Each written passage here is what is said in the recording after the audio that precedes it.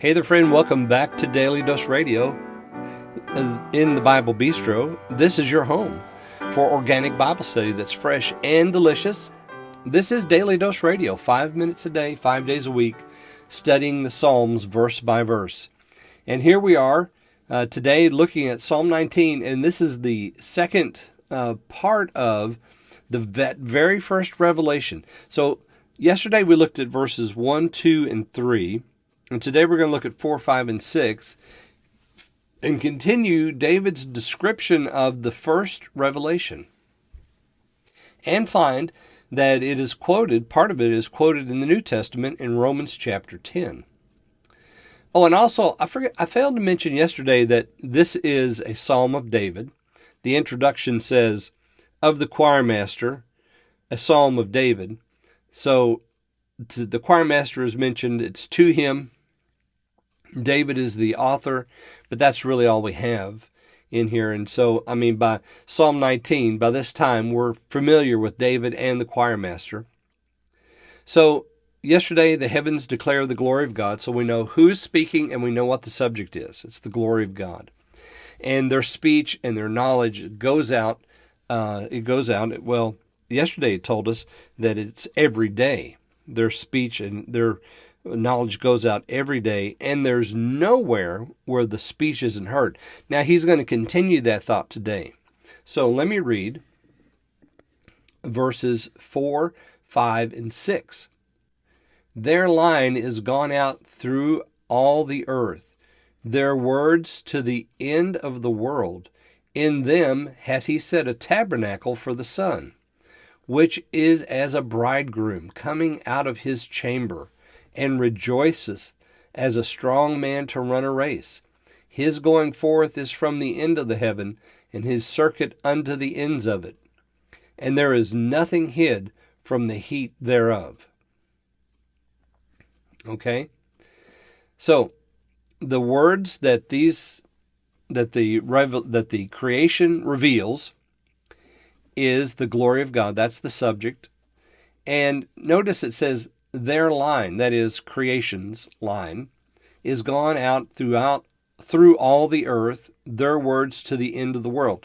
So it's just repeating this idea that there's no speech or language where their voice isn't heard. And now it's just doubling down on that idea. Through all the earth, there's nowhere where this message has not gone. Their words. So again, the creation is speaking. It's speaking, it's giving knowledge, there's speech, and it's being heard, and it's words. It's something that we understand. To the end of the world, so everywhere. In them hath he set a tabernacle for the sun. That is, in this heaven, this firmament, there's this tabernacle for the sun. And notice how he uses the illustration of the tabernacle, or of the sun, to put a strong emphasis, sort of an exclamation point on this idea that everywhere, everyone hears this message. So, which is as a bridegroom coming out of his chamber, rejoicing as a strong man to run a race. His going forth is from the end of heaven, his circuit unto the ends of it. There is nothing hid from the heat. So again, nothing is hid from the heat of the sun, so illustrating the fact that nothing escapes the message of creation. Everything feels the heat of the sun. Everyone hears the message of creation. And so Paul, writing in the book of Romans, uses this to describe the fact that everyone stands before God having heard the message. And he says there in verse 18 of Romans 10, but I say, have they not heard? Yes, verily. Their sound went into all the earth, their words to the ends of the world. So, Paul reaches back to Psalm 19 to say the preaching of the gospel has been heard. And he illustrates that with Psalm 19 right here. Creation has spoken. No one could stand before God and say, well, I didn't hear the message of the gospel. Because the fact is, all of mankind, every one of Adam's race, has heard the message of the glory of God. and stands before God responsible for what they did with that message. Did they believe it or not? So he says there in verse 18, to all the ends of the earth, quoting here from Psalm 19, verse 4.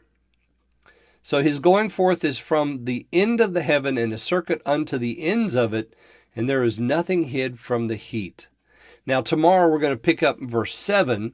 In verse 7 we begin talking about the second revelation, the one that's more complete, the one that is more glorious, and that is his word. And we'll talk about that beginning tomorrow, there in verse 7, here on Daily Dose Radio.